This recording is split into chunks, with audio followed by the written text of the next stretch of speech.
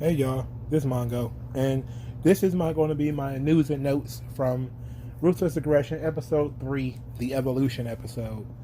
So, to me, this episode was gold. It was my favorite episode so far.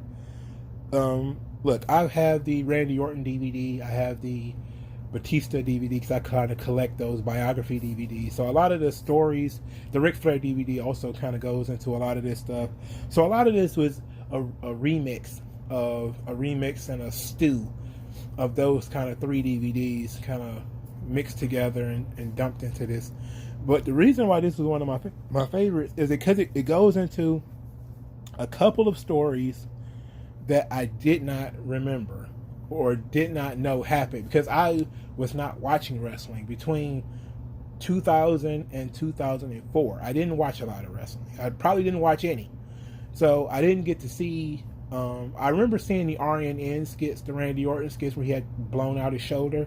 Like I remember seeing those, but I didn't remember how corny and how hilarious they were. And I think that those things were great. So I didn't remember those. So this episode really made me smile because it took me back to, Randy Orton being an absolutely insufferable dick. And that's really what I want to talk about here.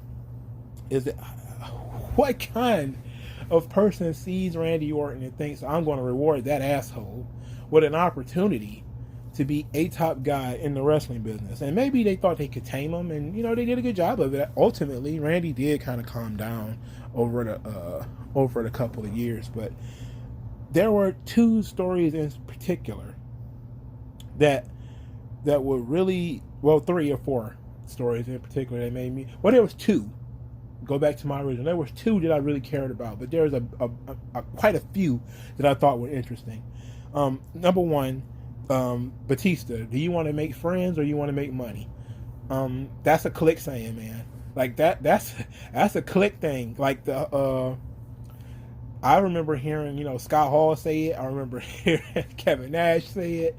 I remember the click guys will always say, you want to make friends or you want to make money, and they say, well, we already got friends. I would like the money. This is directly from Scott Hall in one of the, I think the WCW documentary or something like that. The Rise and Fall of WCW, I think. I'm just going off the top of my head. And it was interesting that Triple H had this conversation with Batista and Randy Orton, like, you guys are going to get some heat.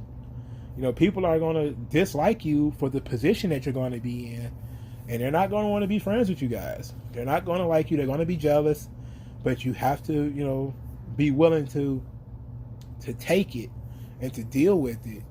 And if you are you guys ready for it? And it turned out that, Batista kind of was. He was like, he said that a lot of the guys that didn't like him were assholes anyway. And, I was thinking, because, again, on a lot of the other documentaries that I watched, the WWE produced documentaries, they never really said any names of people who Batista might have been talking about. So, yes, he had a problem with Booker T, but his problem with Booker T wasn't before Evolution. It was when he was on SmackDown. So who was the problem? So we got the answer to that question in this episode. The problem was the goddamn Dudley Boys. So apparently there's a match on Raw where the Dudley Boys injured both Randy Orton and Batista. According to Batista, he tore his tricep in a situation with Bubba Ray Dudley.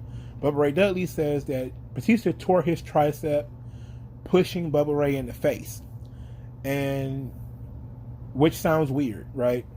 So Batista says that Bubba Ray ran across the ring and squashed him or something like that, or hit him in the arm, which separated his tricep.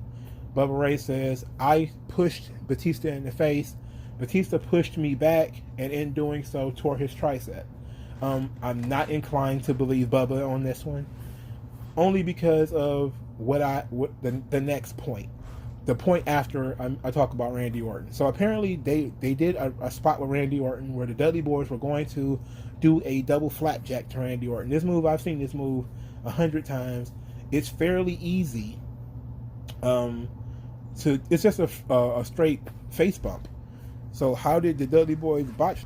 So how did the Dudley Boys botch this move? They've done it 100 times. So apparently Devon and Bubba was both supposed to have one of Randy Orton's legs, but Devon did not have Bubba Ray. Did not have Randy's leg. Randy's leg ended up behind Bubba's back, and when Bubba did the flapjack and went back, he landed on Randy Orton's leg, and he broke Randy Orton's foot. So in one match, both Orton and Batista got injured in the same match with the Dudley Boys. And I kept thinking to myself, what in the hell is the likelihood that both Orton and Batista are going to get hurt in the same match? In the same match. And, like, the Dudley Boys are going to be that sloppy? Like, come on. It felt like bullshit to me. And, you know, look, I love Bubba Ray. I love Devon. But the reason why I don't believe them that it was an accident, because they kept saying, hey, it's a bad night at the office. You know, this isn't ballet. I got hurt too because, you know, Randy Orton fell on my, you know, his foot was in my back. And, you know, Bubba Ray was shouting at Randy Orton and all this stuff. But the reason why I don't believe them is because Bubba Ray actually hurt Triple H as well. There was a match on Raw where I think Bubba Ray is supposed to powerbomb Triple H through a table or something like that. It was on the Dudley Boys DVD, where Bubba was supposed to powerbomb Triple H through a table or something to that effect. And Bubba Ray said, oh, my shoulder went out, and he dropped Triple H very, very awkwardly in the ring. And this was during, I think, when they was trying to do the Bubba Ray solo thing. At least I think this one, because I think that Bubba Ray was doing the solo thing at the time. And, you know, because Bubba Ray was like the first opponent after Triple H was handed the title. Well, RVD was the first feud, but Bubba Ray kind of wrestled him, I think, that night. And he was going to put Triple H through a table. And this awkward thing happened where Bubba says, oh, my shoulder went out, and he dropped Triple H on his head, or dropped Triple H awkwardly on the ground or something like that. And it seems like, unless Bubba Ray got mighty sloppy wrestling these Evolution guys, that he was going out of his way to be sloppy in the ring with these Evolution guys. And it seems kind of like bullshit that the Dudley Boys were all of a sudden, you know, I mean, yes, they were rough and tumble guys. Obviously, they were in the ring. You know, they had been in those wars with, you know, the APA and Bradshaw and Farouk and all those guys. And maybe that's what they were doing. Maybe they were hazing Batista and Orton. And I don't understand why they would haze Triple H, but maybe that's what they were doing. And kind of, in a way, they were kind of, they're trying to, you know, whitewash it now. But that was a very, very interesting story, because very rarely when somebody like Batista says that, you know, so-and-so is an asshole or whatever, that they go into detail about who it was and what this person did. And Batista says that, you know, Bubba Ray was always an asshole to them anyway. You know, he said he's always been a dick. So I'm going to say that, yeah, probably the Dudley Boys were being a little overzealous, and I don't want to go as far as say they did it on purpose, but I'm going to say that, you know, injuring these guys were probably not something that they cared too much about. So another thing that was really interesting to me was the whole Marl Jindrak thing. This was kind of what sold me on watching this episode, because I was really thinking to myself, like, what is it about Evolution that I don't already know from watching the Batista documentary and watching the Randy Orton documentary, and, you know, parts of the Triple H documentary, parts of the Ric Flair documentary. I mean, you could put together a lot of this stuff. But this has really sold me, because Marl Jindrak is actually in the first 2 episodes, I think. He's definitely in the first one. And in this episode, they explained 2 things that were common myths. One, Batista did not replace Marl Jindrak. That Marl Jindrak was actually going to be Batista's replacement after Batista threw his tricep in the match with the Dudley Boys. So they were giving Jindrak a shot to replace Batista. And two, they told us why Marl Jindrak did not get the opportunity to be in Evolution. So to me, this is what sold the episode, because in my personal experience, I have seen this happen so many times. So the reason why Triple H did not want Marl Jindrak in the episode is he thought that Marl Jindrak was basically a bad influence on Randy Orton.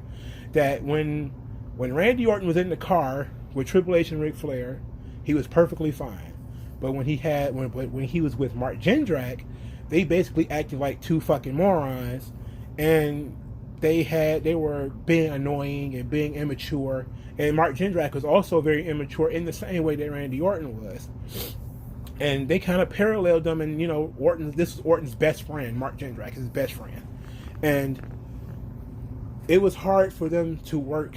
Triple H couldn't work with both of them, and he said Randy was a no-brainer, so they just did not want Jindrak, and they didn't want him in the group. And they filmed stuff with Jindrak in the suit and in vignettes, and then they also, filmed vignettes that did not have Jindrak in them. And to them, this was their way of saying, well, I don't know if he's really going to be in it. And Orton basically broke down and said, hey, I was not, it was difficult for me to watch my friend be on the line like this, not knowing whether he would make it or not knowing whether they really wanted him to be in the group or not. Because I'm guessing they didn't tell Randy that they didn't want Marl Jindrak in the group. They were just kind of watching and taking the watch and wait, because they didn't know about Batista. They wasn't really sure about him. And Marl Jindrak is, for most people, probably a better than Batista. He was more agile than Orton. He was also quite smooth in the ring, very athletic, big guy, young as shit, much younger than Batista. He's probably like 12 years younger than Batista. Him and Orton was around the same age. So it would have been a nice investment for them to take Marl Jindrak, but his attitude was just so crappy. And to have the two people kind of compounding is bad. But the thing about it is, and in my personal experience, I've seen this. I used to work with children. And you would see that some kids would be fine on their own. But when they get around other kids, their behavior would just become outrageous. Or sometimes you would have a kid who is bad enough on his own. And this kind of sounds like the Randy Orton tale, where he was bad enough on his own. He didn't need a partner to go out and make a mess and get into trouble. And that's what Marl Jindrak was. Marl Jindrak was basically Orton's, they were basically Beavis and Butthead. They were just, they were just two morons who were willing to annoy everybody and get on everybody's nerves. And Triple H and Ric Flair are two mature top guys who are trying to make top guys in this business.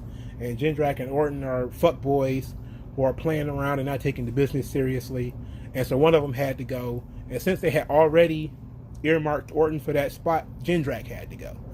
And I like that Jindrak understood. I like that he was very mature in saying, hey, I wasn't ready. And, Orton also was not ready. But he was going to be around other people who were. People who were going to keep him in line. It was going to be more difficult to do that if you have another person there to for him to fuck around with. So that was very interesting to me. And I didn't remember, because I didn't see it. I wasn't watching much wrestling between 2000 and 2004. That Jindrak was actually partners with Lance Cade, which I think could have been pretty good, because I actually liked Lance Cade. He wasn't a problem to me. I like Lance Cade.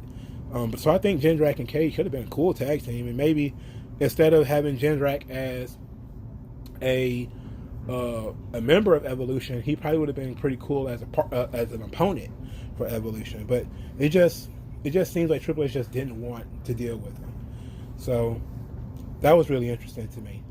So to me, those were the interesting things about the Evolution documentary, is that we finally get some details over who was giving them the heat, giving Batista and Orton trouble, their injuries and stuff like that.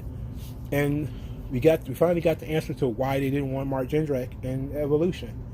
And you know, two immature kids, you know, who wants to work in that environment? And it might, for some people, they might have said, well, you could have easily picked somebody else or kicked Orton out or whatever, but you had to be there. It sounded like a thing where you had to be there. So that was interesting to me. All right, so if you like this, like, share, and subscribe.